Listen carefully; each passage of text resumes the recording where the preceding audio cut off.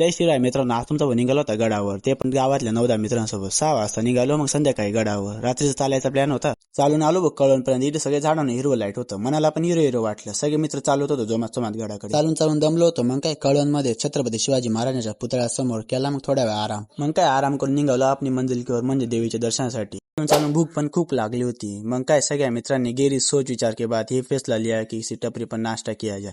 बाई मग एक टपरीमध्ये गेलो आणि घेतले 2 पावडे. पावड्यांचं काय पोट भरलं नव्हतं, पण घेतले ऍडजस्ट करून. आणि पावडे खाऊन झाले नव्हते तेवढ्यात मंगेशबाई म्हणे एकट्याचा व्हिडिओ घेतो का. त्याला सांगितलं नाही रे बाई, सगळ्यांचा घेतलाय. निघालो ना बाई पावडे खाऊन. मग चालून पायांची हवा टाईट व्हायला लागली होती. पायांमध्ये चालायची बी ताकद नव्हती. तुम्हाला वाटत असेल आमच्या गावापासून गड किती किलोमीटर आहे? आमच्या गावापासून गड 35 किलोमीटर आहे. आम्हाला कंप्लीट 9-10 तास लागतात पायी चालायला. रात्रीचं 2-2:30 वाजेपर्यंत चालत होतो. पावडे खाऊन पोट काय भरलं नव्हतं. मग काय आम्ही सगळ्या मित्रांनी हॉटेलमध्ये जेवण करायचा प्लॅन बनवला. गेलो ना मग हॉटेलमध्ये, मेन्यू कार्ड बघितला आणि बघतच बसलो. सब दोस्त की गहरी चर्चा के बाद शेवटी शेवभाजीची ऑर्डर केली आणि फायनली शेवभाजी पण येऊन लागली होती.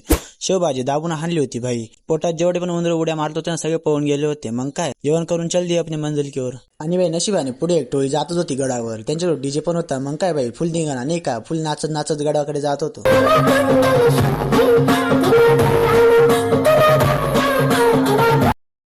आणि रात्रभर चालून सकाळी 6-6:30 पर्यंत तुमचा भाऊ पोहोचून गेला होता नांदोलीला. आणि नांदोलीला पोहोचून थोड्या ब्रेक घेतला होता, कारण की 5-6 मित्र मागे राहून गेले होते. थोड्या वाट पाहिली आणि 15 मिनिटात ते पण येऊन लागले होते. मग निघालो होतो गडवरती चढायला. आणि पायी चालणार बघताना रडकुंडीवरून जायला लागतं, कारण की ते थोडा छोटा रोड पडतो वरती गडवरती जायला. आणि रडकुंडी आहे ना, कार पडलं तर ते बघताना वरती जाण्यासाठी सरळ एक डोंगरावरून जायला लागतं आणि तिथून जायला बघताना एकदम त्रास होतो. आणि फायनली तुमचा भाऊ पोहोचून गेला होता गडवरती. आणि वरती जाऊन हा व्ह्यू तर पाहूनच घ्या, एकच नंबर होता. तुम्हाला कसं वाटलं नक्की कमेंट मध्ये सांगा.